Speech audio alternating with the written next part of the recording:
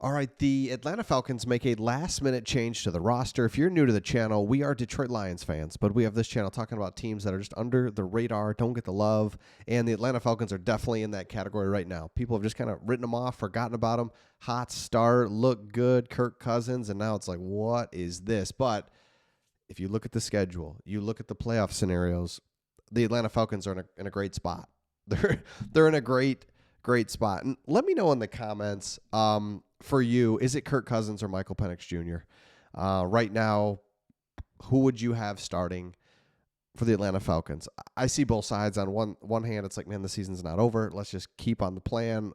Let's go Kirk Cousins and let's see this thing through. On the other hand, it's like, what are we doing? Let's go. We drafted Penix. Who cares, right? You see the Denver Broncos. They eat so much money to get rid of a quarterback, draft a quarterback, and it's like, we don't even care. That's how it kind of feels with the Falcons, just because it's like, come on, got to do something here. Okay, let's take a look at it real quick. Carlos Washington. Now, he's been on your team for a while. He's going to get elevated from the practice squad because you had a rookie running back go out. And this is a guy that's the handoff. A unique player because he doesn't have like the physical traits. And you can see that here with his RAS score. So remember, your RAS score, they take a bunch of different metrics and kind of put it on a score, and 10's the best. And, a lot of guys are like 8, 9. He's at a 5.71. Yikes.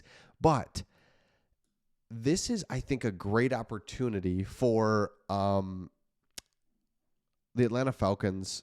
Any new guy, anything like this. It's like, you know what? It's good. We need something. We need anything. So could this guy provide some juice? Or a fresh leg? He's got the ability to make stuff happen. So keep an eye on that, because I'm seeing it firsthand with the Lions. These middle of the season guys that you think whatever, they get thrown in there. Things happen. So it's like, I don't know. This guy could have something, could play a factor this season, or next couple games. Okay. Here's kind of the playoff picture. And what you'll notice is, first of all, NFL.com, I should have picked something else because they don't even have this updated. The Lions have the tiebreaker over the Eagles, and then they also put extra team in just because the Rams and the Buccaneers are tied. So like, yeah, I will throw you in there too. But it doesn't matter.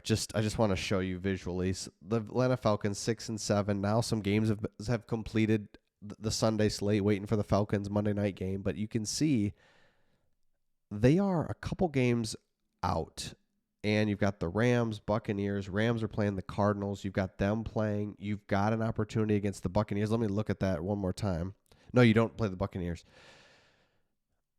We'll go back to that scenario. But since we're looking at the schedule, here's the facts are that you have 3 out of your next 4 games are game. Like, if you can't win 3 out of these 4, then it's like, well, then we shouldn't have been in the playoff. We weren't going to go to the playoffs and do anything anyway.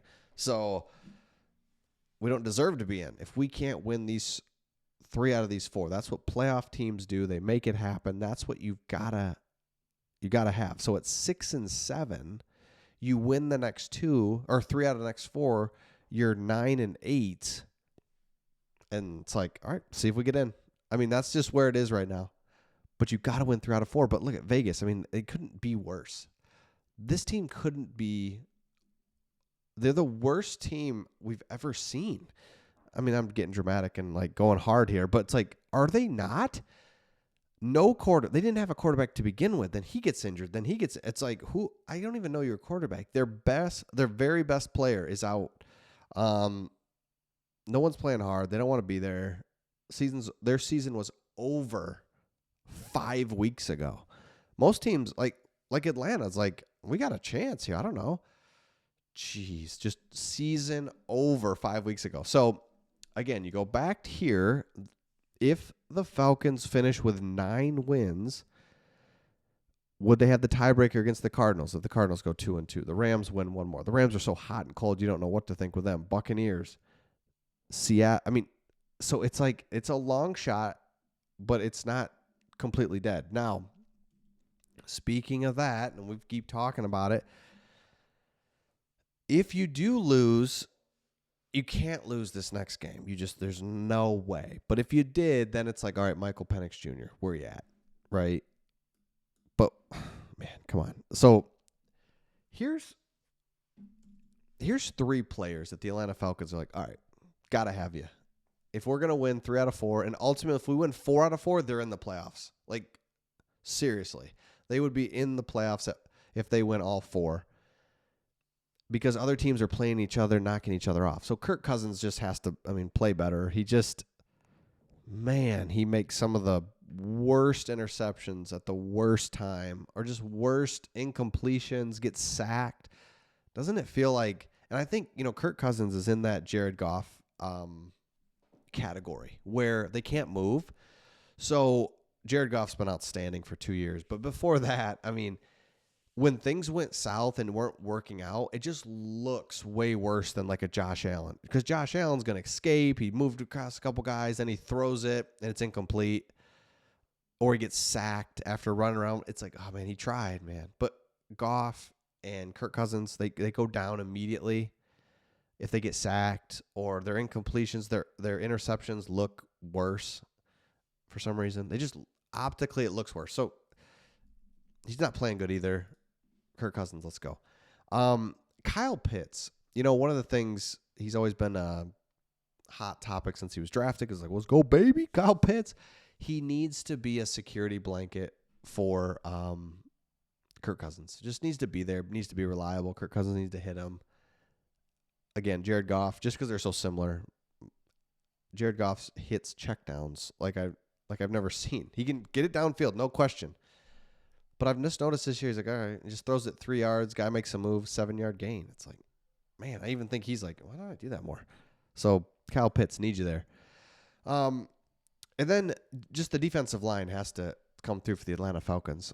Need to get pressure, need to create problems. The defense, like, step up and do something for us, right? Like, we need you to win the game for us. Like, why not? So, again, let me know your thoughts in the comments. Again, if you're new to the channel, the Atlanta Falcons, new player up on active roster, have to win 3 games. But if they can win the rest of their games, they'll be in the playoffs. And 3 of those games are against bad teams, really bad teams. So when you win out, and let's see what they can do. So let me know your thoughts in the comments. Again, if you're new, make sure you subscribe. We talk about a lot about the Atlanta Falcons. We have for 2 years. Even last year, like, you know what? They're not bad. They got playmakers. I don't hate them. Always like the Atlanta Falcons too, especially being an NFC team. Just typically don't really like other teams in your conference, but always like the Falcons. Love the logo. Michael Vick. Let's go. Let me know your thoughts, and we'll see all of you on the next one.